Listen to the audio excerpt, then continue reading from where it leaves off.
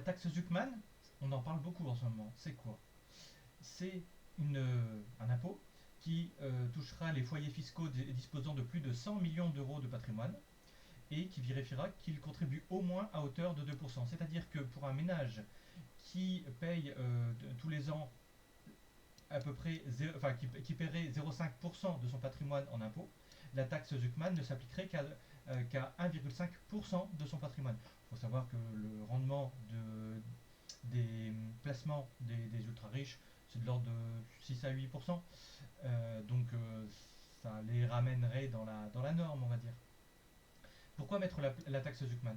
Le patrimoine des ultra riches a progressé 3 fois plus rapidement que la richesse nationale.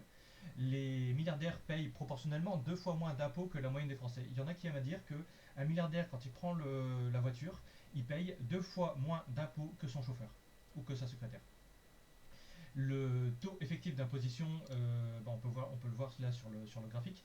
Les plus pauvres, donc le dernier décile, si vous vous souvenez bien, payent 30% d'impôts, tout impôt confondu. Les classes moyennes payent 46% et les plus riches ne payent que 26% de leurs revenus.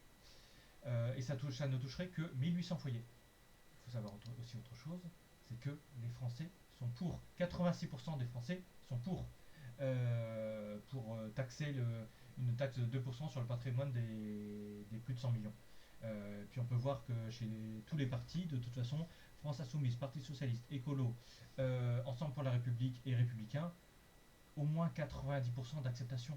Donc il faut arrêter les conneries. C'est limite le RN qui est le plus contre cette taxe-là. Allez, pour ou contre?